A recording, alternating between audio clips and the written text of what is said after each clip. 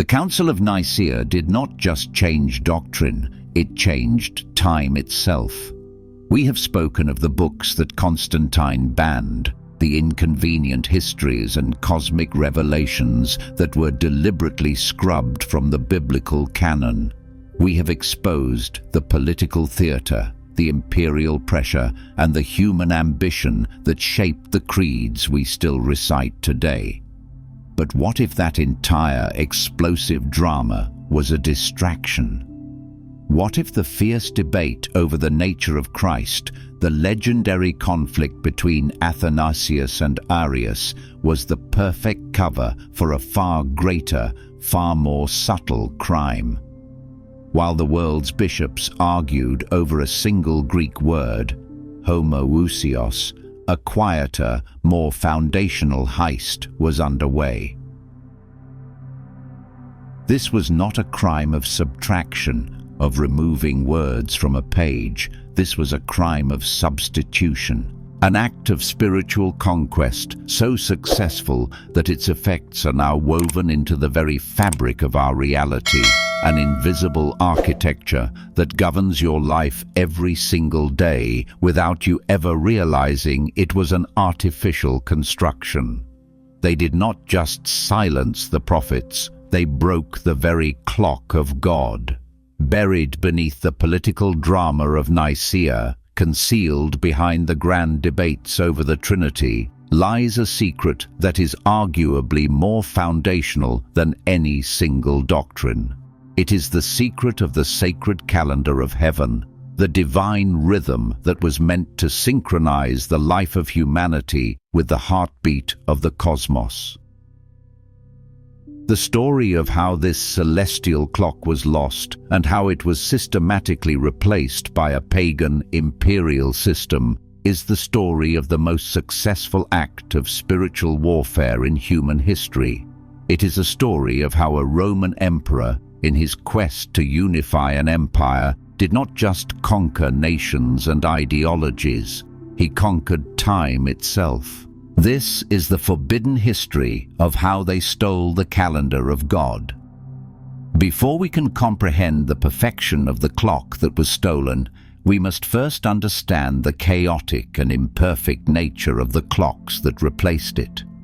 The modern world runs on a single, seemingly unified system of time. We have our 12 months, our 7-day weeks, our 24-hour days. It feels natural, inevitable, almost as if it were a law of nature. But this uniformity is a very recent invention, a thin veneer of order painted over millennia of temporal chaos. The ancient world did not have one clock, it had hundreds. Every great civilization, every empire, every tribe attempted to measure and contain the flow of time, and every attempt was a flawed and complicated compromise. The ancient Egyptians developed a solar calendar of 365 days, a remarkable achievement, but one that slowly drifted out of sync with the seasons because it failed to account for the true length of a solar year. The Babylonians, masters of astronomy, created a sophisticated lunisolar calendar, attempting to reconcile the cycles of the moon with the journey of the sun.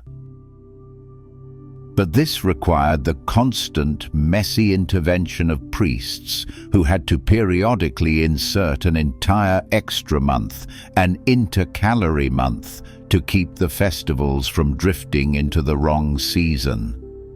And then there was Rome.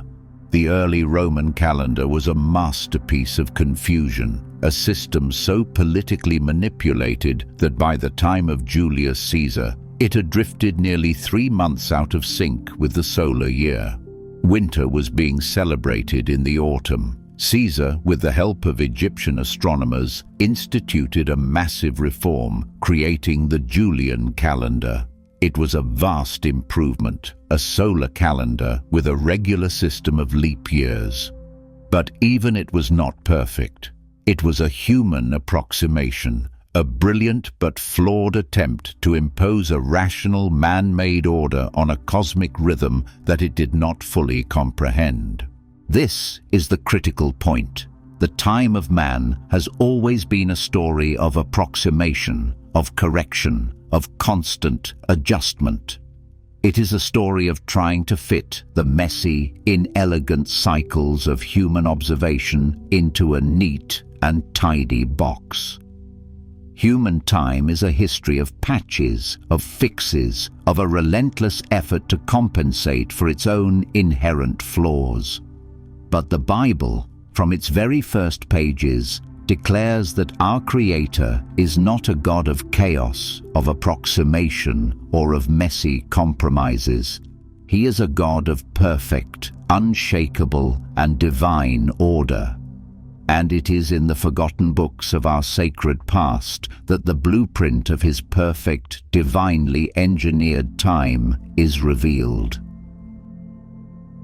To find the blueprint of this divine order, to recover the schematics of God's perfect clock, we must once again turn away from the edited and approved canon and listen to the testimony of the silenced witnesses. For it is within the pages of the Book of Jubilees and its close companion, the Book of Enoch, that this forbidden knowledge has been preserved. These are not just ancient chronicles of a forgotten history. They are, in many ways, technical manuals for the operating system of the universe. As we have established in our previous investigations, these books were not fringe curiosities. They were foundational texts for many Jewish and early Christian communities. Their authority was so profound that they were quoted by New Testament authors and revered by the Desert Fathers. But their most dangerous characteristic, the one that almost certainly led to their suppression, was their relentless focus on a divinely revealed cosmic structure.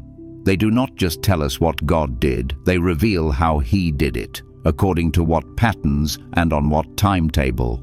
The Book of Jubilees in particular presents itself as a direct word-for-word dictation from the angel of the presence to Moses on Mount Sinai. Its entire structure is built around a chronology of time that is precise, mathematical, and unchangeable. It is obsessed with dates, with seasons, with the correct observance of festivals, and with the sacred rhythm that governs all of history.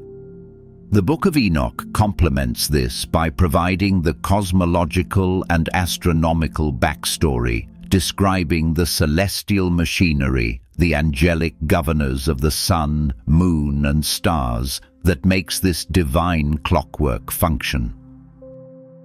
Together, these two books present a unified and staggering vision, a universe that is not a random collection of events, but a perfectly calibrated machine, a divine chronometer designed to keep all of creation in perfect sync with the will of its creator.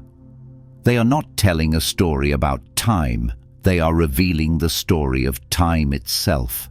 And at the very heart of that story, at the center of this divine design, is a single, perfect, and now almost completely forgotten number.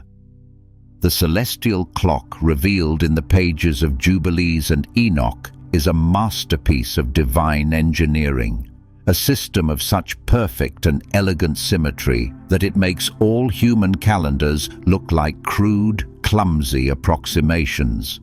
The secret to its perfection lies in a single number, 364. This is not an arbitrary figure. It is a number that is mathematically and theologically perfect, a number that allows for the creation of a calendar that never drifts, never requires correction, and never falls out of sync with the sacred seasons. Let us examine the divine equation. The number 364 is perfectly divisible by 7. This is the first and most critical key. It means that a year of 364 days contains exactly 52 7-day weeks. There are no leftover days, no awkward fractions that cause the days of the week to shift from one year to the next. In this divine system, if the year begins on a Wednesday, it will end on a Tuesday, and the next year will begin again on a Wednesday, forever. This eternal consistency is its genius. It means that the holy Sabbath, the seventh day, is a fixed anchor in the flow of time. It never moves. Furthermore, this calendar is structured with a beautiful fourfold symmetry that mirrors the seasons. The year is divided into 4 equal quarters, each containing exactly 91 days. And 91, of course, is also perfectly divisible by 7. Each season contains exactly 13 7-day weeks. This creates a perfect harmony between the weekly cycle of worship and the annual cycle of the seasons. The first day of spring, summer, fall and winter always falls on the same day of the week. This is not a calendar that requires the messy human intervention of intercalary months or arbitrary leap years. It is a self-contained, self-correcting system, a perfect circle of time. This, the ancient texts declare, is the true calendar of creation, the rhythm that was woven into the fabric of the universe on the 4th day, when God set the sun, the moon, and the stars in the heavens not just as lights, but as markers for his own appointed times. This was not a system designed by priests or astronomers. This was an equation handed down from heaven, a design so perfect that it needed no human hands to adjust or improve it. It was the clock of God. The profound significance of this 364-day calendar is not merely its mathematical elegance or its astronomical precision. To see it as just a better clock is to miss its true, staggering purpose. Its power lies in what it represents. This was not simply a more accurate way to measure the passage of seasons. It was a physical manifestation of the covenant relationship between God and his creation. It was a sacred rhythm, a divine pulse, an architectural blueprint for a life lived in constant, harmonious alignment with the heavenly realm. To live by this calendar was not a matter of cultural tradition or priestly regulation. It was a fundamental act of worship. Think of what this means. In a world where time is often seen as a neutral, secular force, a relentless, linear river flowing from an unknown past to an uncertain future, this ancient worldview presents something radically different. Time is not a river in which we are helplessly swept along. Time is a temple. It is a sacred structure built by the divine architect with appointed chambers, holy seasons, and sacred gateways. Each day, each week, each festival has a specific place and a specific purpose within this divine architecture. It is a space to be inhabited, not just a duration to be endured. To observe the Sabbath on the correct, undrifting 7th day was to enter a sanctuary of rest and communion that had been built into the very structure of the week. To celebrate the Passover, Pentecost, or the Feast of Tabernacles on the exact day appointed by this perfect solar calendar was to arrive at a divine appointment, a scheduled meeting between heaven and earth. It was to walk through a portal that was only open at that precise moment in the cosmic cycle. To miss that appointment was not just to be late, it was to find the door to the throne room locked. This transforms our entire understanding of worship and obedience. It is no longer just a matter of the heart's internal intention, but of external, temporal alignment. To be in covenant with the God of this calendar was to agree to live on his time, to synchronize your life's small rhythm with the great thundering rhythm of his throne. Every sunrise was a reminder of this covenant. Every changing of the season, falling precisely on its appointed day, was a testament to its unchanging precision. The 364-day calendar was more than a tool. It was a tether, a sacred rope that bound the small, fragile world of humanity to the vast, eternal, and perfectly ordered reality of God. And every time a believer correctly observed one of its appointed times, they were renewing that covenant, declaring with their lives, their labor, and their rest, "We live according to your time, not our own." This was the very essence of a life lived in the presence of God. This concept of a sacred, covenantal calendar is not a theological theory invented by later mystics. According to the testimony of our silenced witnesses, it was the lived reality of the earliest heroes of faith. The 364-day rhythm was not an abstract idea. It was the clock by which the patriarchs measured their lives and ordered their worship, a holy tradition passed down from the very dawn of humanity. Before there was a nation of Israel, before there was a law written on stone, there was this sacred rhythm. The Book of Jubilees is relentless in making this point. It presents this calendar not as a later revelation, but as a creation ordinance, a fundamental part of the original design. Adam, in the perfection of the garden, was instructed in its cycles. He did not guess when to rest. He observed the seventh day as it was built into the undrifting weeks. He was the first keeper of God's time. After the fall, this sacred knowledge was not lost. It was preserved and passed down through the righteous line of Seth. Enoch, the man who walked with God, is presented in these texts as a master of this celestial science. His famous journey through the heavens was, in part, a divine education in the intricate workings of this cosmic clock. He saw the angelic governors of the seasons and the celestial portals that ensured the year remained a perfect 364 days. He was a guardian of this knowledge, a scribe of a righteous order that was already ancient in his time. Most significantly, the Book of Jubilees asserts that Noah observed this calendar with absolute precision. He counted the days of the flood not by a chaotic approximation, but by this divine system. When the waters receded and he emerged from the ark, the festivals and sacrifices he offered were performed on their correct appointed days, according to this primordial calendar. He was not just the preserver of human and animal life, he was the preserver of sacred time itself, carrying the clock of Eden through the waters of judgment and into the new world. This rhythm continued with Abraham and the patriarchs that followed. Their journeys, their covenants, their acts of worship were all oriented around this ancient, sacred pulse.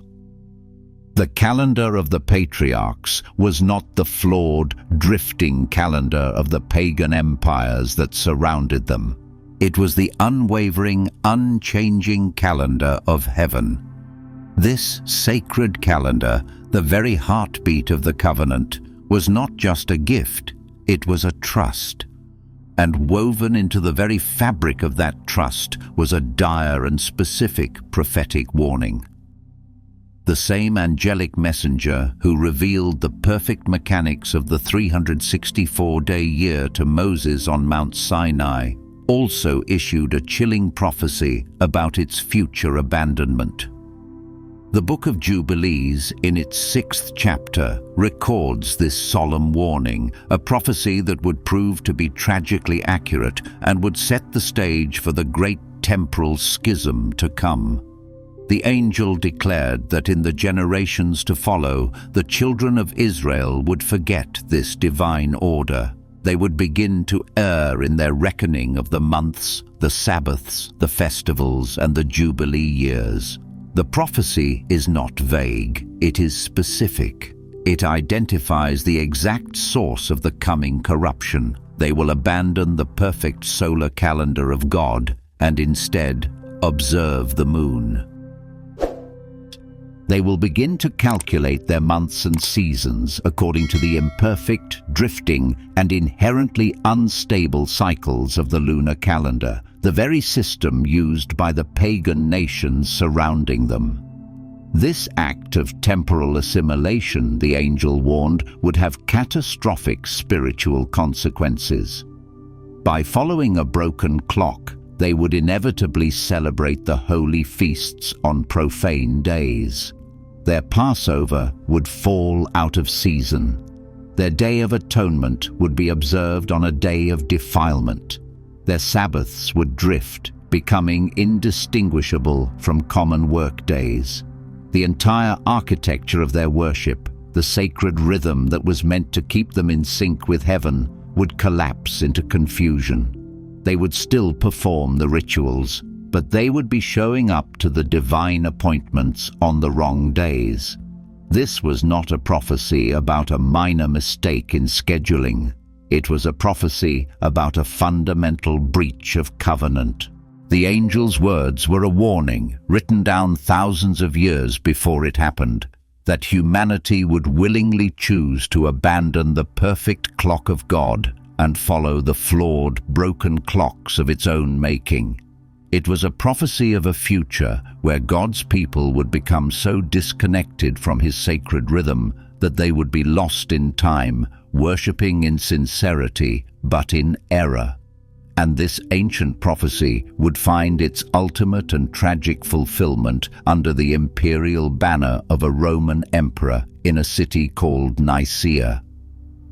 When Constantine rose to power in the early 4th century, he did not inherit a unified and orderly empire. He inherited a fractured and chaotic world on the brink of collapse.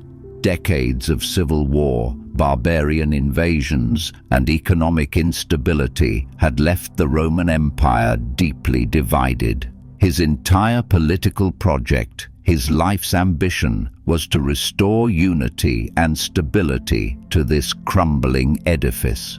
And he believed he had found the perfect tool to achieve this: the Christian Church.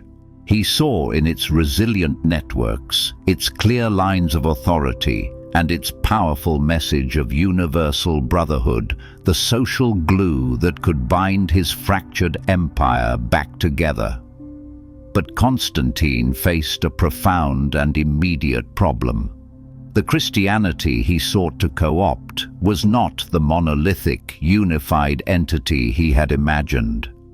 It was a diverse and often contentious collection of communities, and this division was not just theological, it was temporal. The empire did not run on one clock, it ran on dozens. Each province, each major city, each religious group had its own local calendar, its own way of marking the seasons and festivals. This temporal chaos was a direct threat to his vision of a unified Christian empire. How could you have a single, unified state religion if its adherents couldn't even agree on which day to celebrate their most important festival? The conflict was most acute between the two major factions of the early church. On one side were the Jewish Christians, particularly those in the East, who still clung to their ancient Hebrew traditions. Their life was ordered by a calendar that was deeply rooted in the Old Testament, a system that, while perhaps no longer the perfect 364-day model, was still fundamentally tied to the rhythms of the patriarchs and the prophets. On the other side were the rapidly growing Gentile Christian communities, particularly in the great centers of imperial power like Rome and Alexandria. Their members had no connection to the ancient Hebrew traditions. Their lives were governed by the civil calendar of the Roman Empire, the Julian calendar. This created an immediate and visible division. Each year, Jewish Christians would calculate the date of Passover and celebrate Easter in accordance with it. Meanwhile, Gentile Christians in Rome would ignore the Jewish calculation and celebrate Easter on a different Sunday, determined by their own Roman methods. For an emperor obsessed with unity and order, this was an intolerable situation. It was a constant annual reminder of the deep cultural and theological divisions within the very institution he intended to use as his instrument of unification. To unify his empire, he first had to unify its time. Constantine needed a single, universal clock for his new Christian empire, and in his mind there was only one possible choice. It would not be the ancient, sacred clock of Jerusalem. It would be the modern, efficient, and politically convenient clock of Rome. The Council of Nicaea is famously remembered for its fierce theological debates about the nature of Christ. But beneath this celebrated controversy, another, more subtle and arguably more consequential decision was being made. One of the primary administrative tasks of the council, a task directly assigned by Emperor Constantine himself, was to resolve the crippling disunity surrounding the date of Easter. This was not a minor housekeeping issue. It was a strategic move with profound and lasting implications. It was the first official act in the Roman Empire's conquest of sacred time. Before the council, many Christian communities, particularly those in the East with deep Jewish roots, still determined the date of Easter by its historical and theological anchor, the Jewish Passover. They understood that the death and resurrection of Christ was the fulfillment of the Passover, and therefore the timing of the two events was inextricably linked. They would wait for the Jewish communities to announce the date of Passover, which was determined by their lunisolar calendar, and then celebrate Easter accordingly. This practice, known as the Quartodeciman tradition, was a living testament to the Hebrew origins of the Christian faith. But for Constantine, and for the increasingly powerful Gentile bishops of Rome and Alexandria, this dependence on Jewish calculation was a source of political and theological embarrassment. It made the Christian faith seem like a junior partner, a sect that still needed to look to the synagogue for its liturgical cues.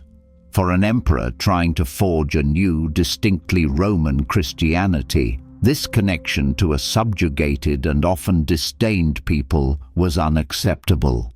Unity, in Constantine's mind, meant uniformity, and uniformity meant severing the Church's temporal dependence on Judaism. And so, at Nicaea, a new and revolutionary policy was decreed. The council declared that the celebration of Easter would henceforth be completely detached from the Jewish calculation of Passover. A new universal formula was established, one that would be based entirely on the Roman Julian calendar. Easter would be celebrated on the first Sunday after the first full moon following the vernal equinox. This complex formula achieved one simple, brutal goal. It ensured that the Christian Easter would never again be reliant on, and would often not even coincide with, the Jewish Passover. This was the first shot fired in the war against sacred time. With a single imperial decree disguised as a move toward Christian unity, the gatekeepers at Nicaea hijacked the most important festival in the Christian year. They severed it from its historical roots, detached it from its covenantal context, and recalibrated it to the rhythm of a pagan imperial clock. The memory of the original unified timeline was beginning to be erased. The decision at Nicaea to detach Easter from the Jewish Passover was more than just a change in calculation. It was a declaration of temporal independence. But it was also the beginning of a much larger, more systematic process, the imposition of the Roman Julian calendar as the exclusive and unquestioned clock for all of Christendom. This was not a gradual cultural shift. It was a deliberate act of spiritual conquest, a campaign to replace the sacred rhythms of the biblical world with the secular, administrative rhythms of the Roman Empire. The Julian calendar, as we have seen, was a brilliant feat of human engineering, but it was fundamentally a pagan creation. It was instituted by Julius Caesar, a man who held the title of Pontifex Maximus, the high priest of the Roman state religion. Its months were named after Roman gods like Janus and Mars, and Roman emperors like Julius and Augustus. Its structure and its holidays were designed to reinforce the civic and religious life of the Roman state. It was, in its very essence, the clock of empire. In the centuries that followed Nicaea, as the Roman Church grew in power and influence, this imperial clock became increasingly intertwined with the life of the Church. The ancient sacred seasons of the Hebrew Bible, the feasts of trumpets, of atonement, of tabernacles, were pushed to the margins, replaced by a new liturgical year built around the framework of the Julian calendar. New Christian festivals were created, often deliberately scheduled to overwrite and supplant popular pagan holidays. This process was presented as a triumph of Christianization, a way of sanctifying the secular time of the empire. But in reality, the opposite was happening. The Church was not sanctifying Roman time. Roman time was secularizing the Church. The sacred covenantal rhythm that had been revealed to the patriarchs, a rhythm of sevens, of Sabbaths, of Jubilees. A rhythm that was a constant reminder of God's direct governance over His creation was being replaced by a system that celebrated the power and permanence of a human empire. They did not just adopt a new calendar, they adopted a new philosophy of time, one where the important dates were no longer determined by divine revelation, but by imperial and later ecclesiastical decree. They replaced the calendar of the prophets with the calendar of the emperors. They replaced the rhythm of Jerusalem with the rhythm of Rome. For this conquest of time to be complete and permanent, it was not enough to simply impose a new calendar. The memory of the old one had to be systematically erased. Any text, any tradition that preserved the knowledge of the ancient divine order became a direct threat to the legitimacy of the new imperial system. And no text was more threatening, more explicitly rebellious in its temporal worldview than the Book of Jubilees. While other books like Enoch alluded to the sacred calendar, the Book of Jubilees placed it at the very center of its revelation. It was not just a background detail, it was the book's entire organizing principle, its theological heartbeat. Its pages are a relentless, uncompromising defense of the 364-day year. It does not just describe this calendar, it declares it to be an eternal and unchangeable statute written on the tablets of heaven, a law for both angels and men. More than that, the book issues a direct and prophetic condemnation of the very system that the Nicene Church was beginning to adopt. It explicitly warns that those who abandon the solar calendar of God and follow the cycles of the moon, the basis of the Jewish calendar from which Easter was being detached, would fall into error and defile the holy days. In the eyes of anyone reading Jubilees in the 4th century, the decisions made at Nicaea would not look like an act of unifying reform. They would look like the fulfillment of a dark, ancient prophecy. The Book of Jubilees, therefore, became a dangerous and subversive document. It was a living, breathing witness against the new temporal order. It was a permanent record of the clock that had been broken, a constant reminder of the sacred rhythm that had been abandoned. As long as Jubilees was considered authoritative, the new Roman liturgical calendar could never be seen as anything but a deviation, a corruption. And so it had to go. It had to be marginalized, discredited, and ultimately removed from the collection of texts that the Church would call its own. It was not removed because its history was inaccurate or its theology was heretical. It was removed because its calendar was correct.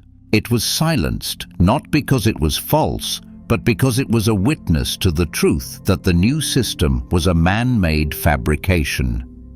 The conquest of time required the erasure of memory, and the Book of Jubilees was the single greatest repository of that forbidden memory. The suppression of the Book of Jubilees and the successful imposition of the Roman calendar was not a harmless administrative change. It was an act of profound spiritual dislocation with consequences that have cascaded through 17 centuries of Christian history. The Church did not just adopt a new clock, it inherited a new spiritual condition. It became a church out of sync. For nearly 2 millennia, the vast majority of Western Christendom has operated on a temporal system that is fundamentally alien to the one described in its own foundational texts. We have meticulously observed holidays and liturgical seasons whose timings were determined not by divine revelation on a mountaintop, but by the decrees of Roman emperors and the calculations of pagan astronomers.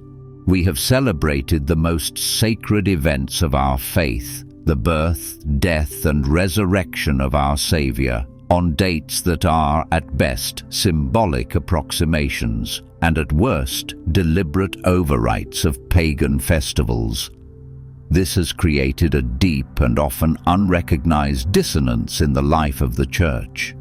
We read a Bible that is saturated with the language of appointed times, of holy convocations, of feasts that must be observed in their proper seasons. Yet we live our spiritual lives according to a calendar that has severed those very appointments from their original divinely ordained schedule. We are like guests who have been invited to a series of royal banquets, but have been given a faulty schedule. We show up with sincerity, with devotion, with a genuine desire to meet the King. But we are often showing up on the wrong day, at the wrong hour, long after the feast has ended or before it has even begun. This is not just a matter of historical accuracy. It is a matter of spiritual attunement. The sacred calendar was designed to be a tool of remembrance, a way to reenact and participate in the great story of redemption year after year.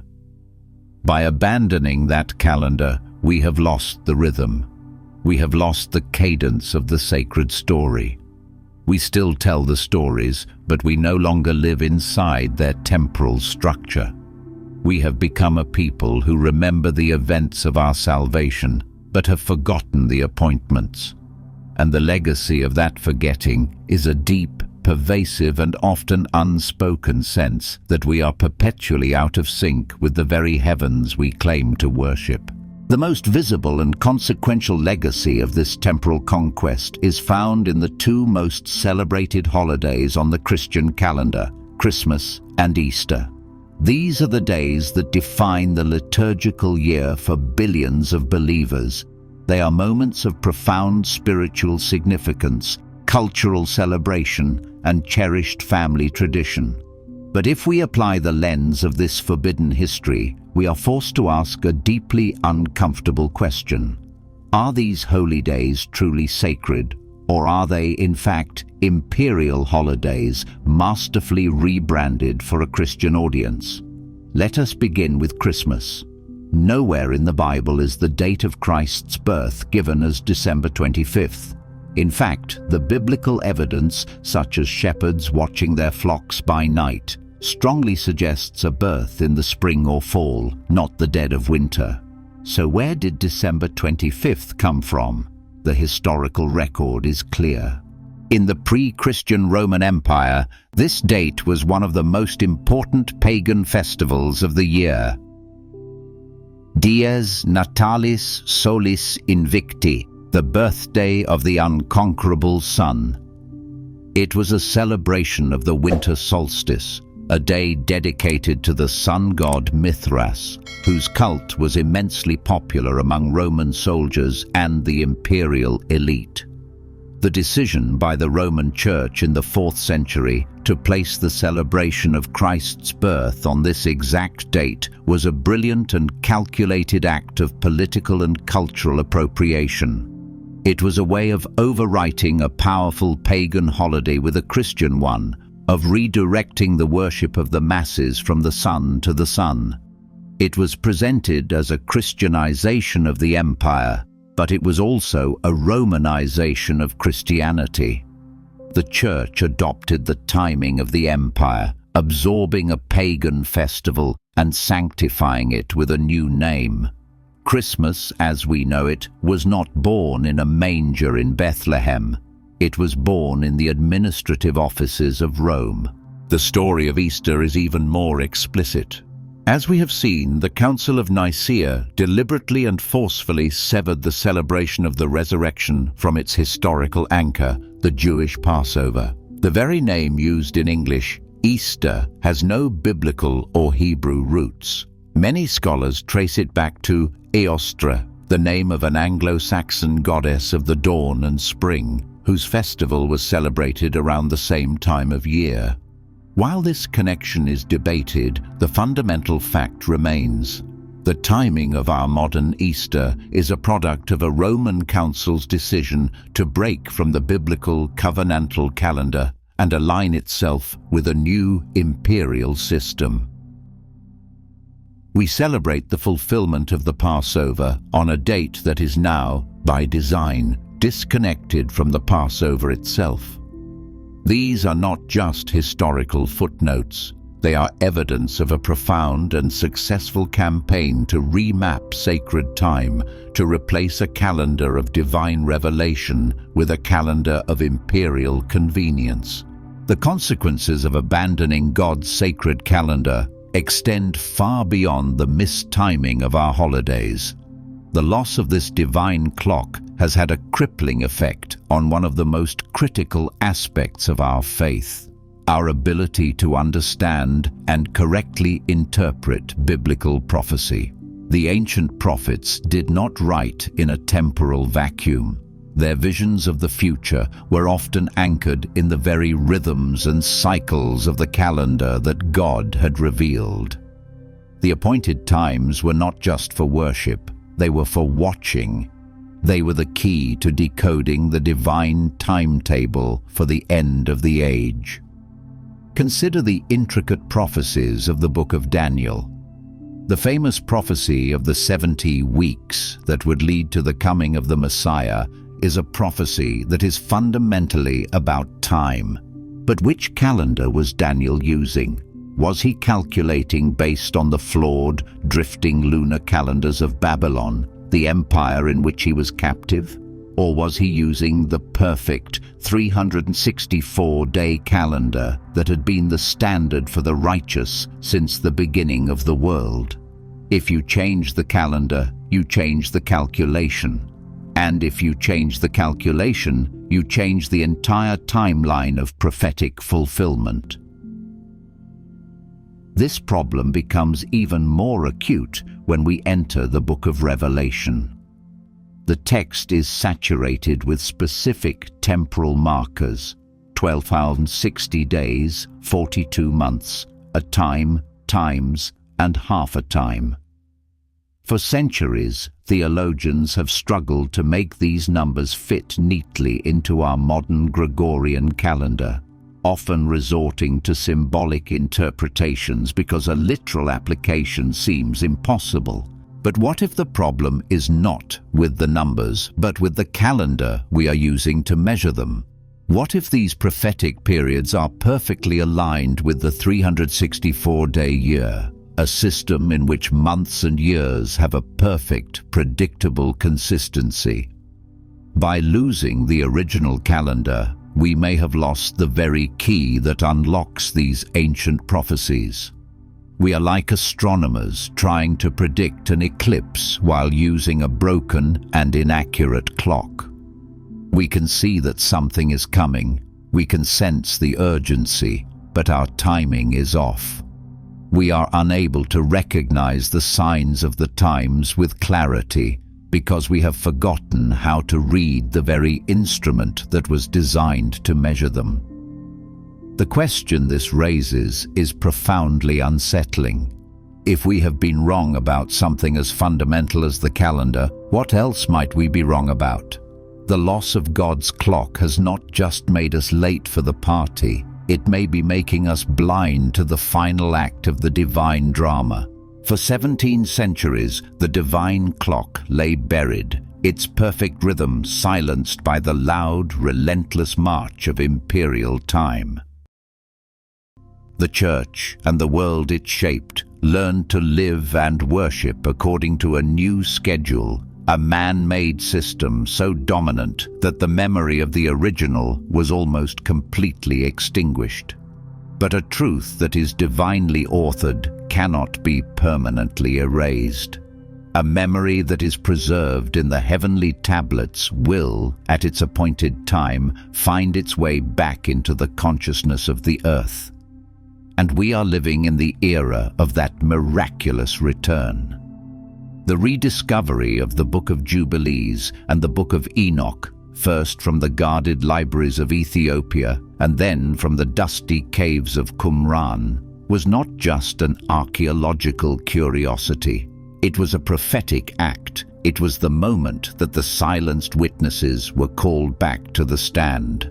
For the first time in millennia, the uncensored, unedited blueprint of God's sacred time was made available to anyone with the courage to read it. This is not an accident. The re-emergence of this forbidden knowledge in our specific generation is a profound and merciful invitation from God. It is an invitation to awaken from our long temporal slumber. It is a call to begin the difficult but essential work of resynchronizing our lives, our worship, and our understanding of prophecy with the rhythm that was established at the foundation of the world. This is not a call to abandon the faith we have known, but to deepen it, to restore to it a dimension that has been lost for far too long. It is an opportunity to move beyond a faith that is shaped by the traditions of emperors and councils, and to return to a faith that is aligned with the very clockwork of heaven. The divine clock did not stop ticking when Constantine issued his decrees. It has continued to mark the true seasons, the true Sabbaths, and the true appointed times, waiting patiently for a remnant who would seek to find its rhythm again. The truth was buried, but it has now risen, and its return is not just an invitation to learn about the past. It is a summons to realign our present and prepare for the future. It would be a grave mistake to view this entire investigation as a mere academic debate over dates and calendars. To do so would be to miss the profound spiritual and existential question that lies at its heart. The choice between the 364-day divine calendar and the Julian Gregorian imperial calendar is not a choice between two different methods of timekeeping. It is a choice between two different sources of authority.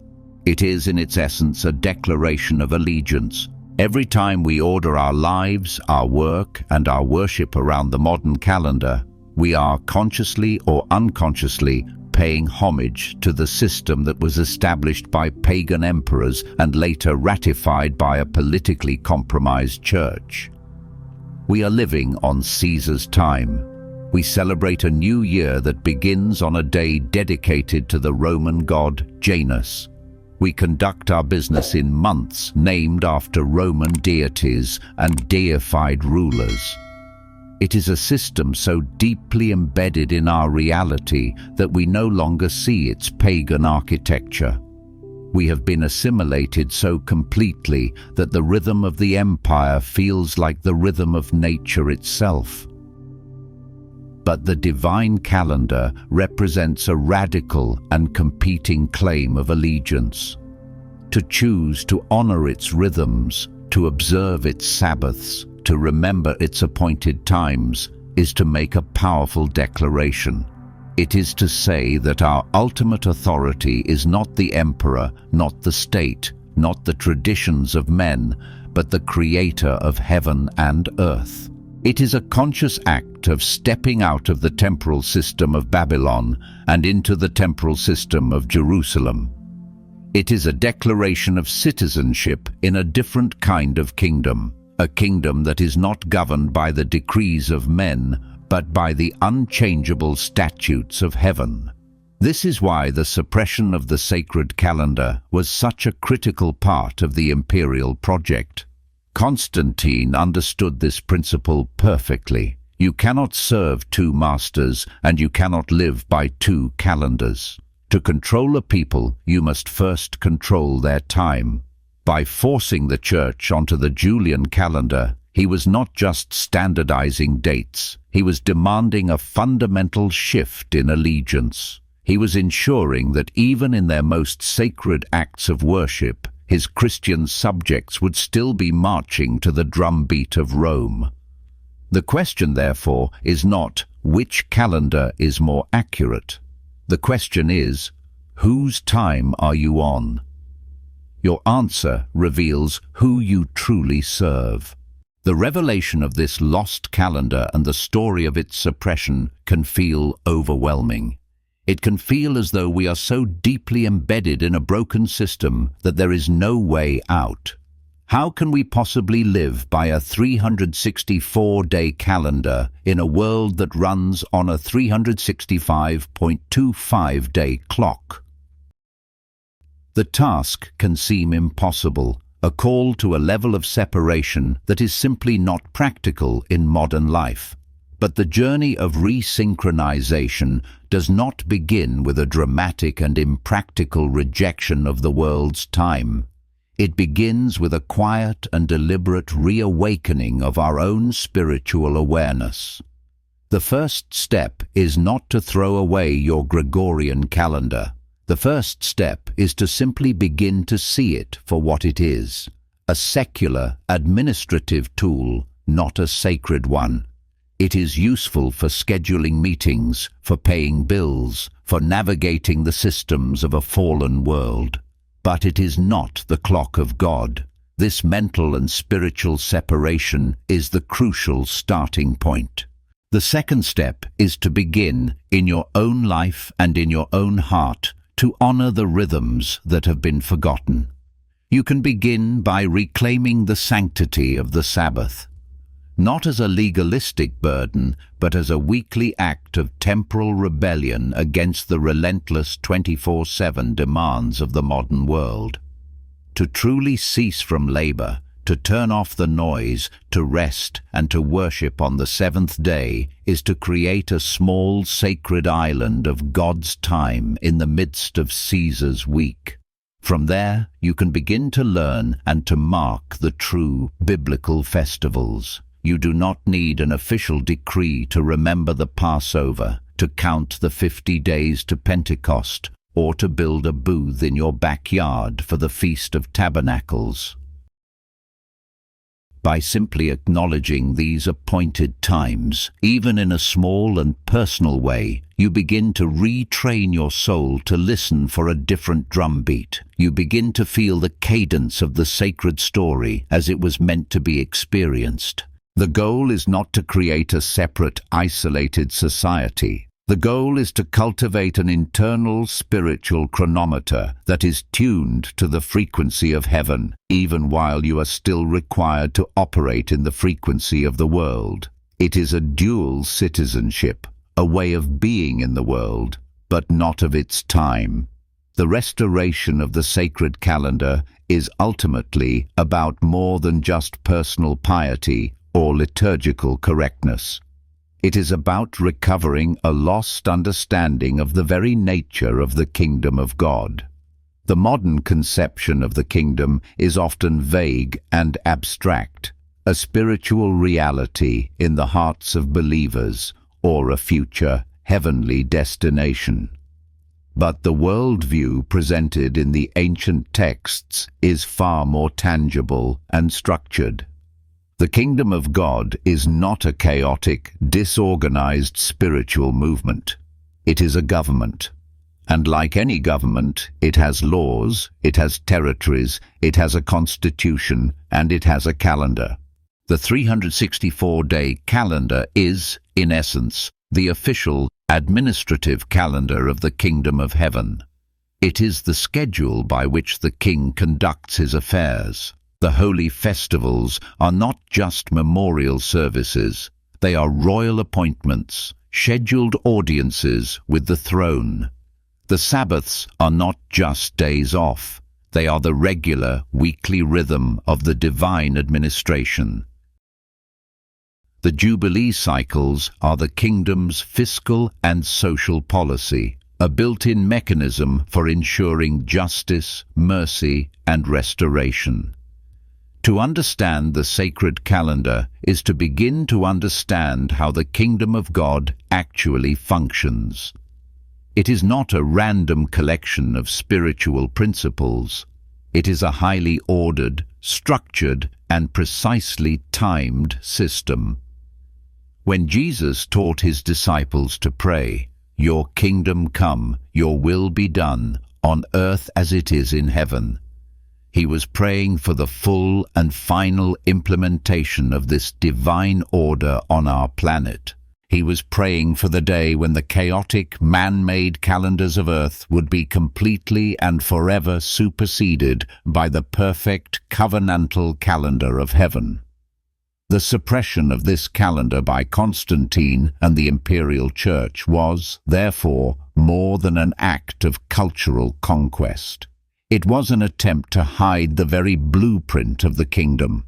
By replacing God's calendar with Caesar's, they created a version of Christianity that was disconnected from the administrative and governmental reality of the kingdom it claimed to represent. They gave us a religion about a king, but they hid the very schedule of his court.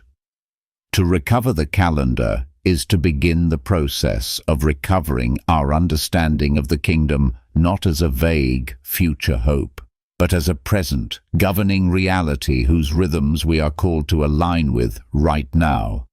And so we have traced the story of this great temporal heist. We began in the chaotic world of human time with its patchwork of flawed and drifting calendars.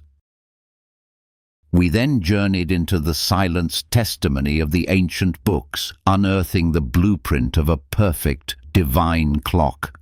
A 364-day year of breathtaking symmetry, a calendar that was not a human invention, but a covenant woven into the fabric of creation itself. We saw how this sacred rhythm, the very clock of the patriarchs, was systematically replaced in an act of spiritual conquest, orchestrated by a Roman emperor who understood that to unify an empire, he must first unify its time. We have seen the motives behind this act of erasure: the desire for a single imperial clock, the need to sever the church from its Hebrew roots, and the necessity of suppressing any text, like the Book of Jubilees, that stood as a permanent, inconvenient witness to the original divine order. We have followed the consequences of this act, a legacy of temporal dislocation that has left the Church out of sync with the very heavens it worships, celebrating sacred days according to a pagan, imperial schedule. But the most profound truth of this entire investigation is this: the conquest was never complete. The gatekeepers of Nicaea and the emperors of Rome were powerful. They could change the traditions of men. They could edit the books of the Church. They could impose their own calendar on an entire civilization. But there was one thing they could not do. They could not change the clock of God. They succeeded in erasing the memory of the sacred calendar from our books and our traditions, but they could never erase it from the heavenly tablets. The true calendar, the divine rhythm, has never stopped ticking. It has continued to mark the true Sabbaths, the true festivals, and the true appointed times, waiting patiently in the archives of heaven for a generation that would dare to look for it again. The great debate at the Council of Nicaea, the one that has filled our history books and theological treatises, was over the nature of Christ. But this entire dramatic controversy served as the perfect cover for a much deeper, more fundamental crime. It was an act of unspoken treason. While the bishops of the world argued fiercely about who God was, the imperial system they served was quietly erasing when his people were meant to meet with him. They debated the Son's eternal substance while simultaneously removing the Father's eternal schedule from the hands of the faithful. And for 1700 years we have lived with the consequences of that treason.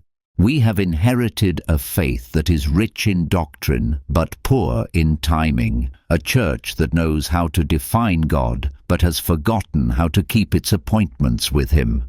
We show up to the sacred meetings on the wrong days, at the wrong hours, guided by a clock that was built not in Jerusalem but in Rome.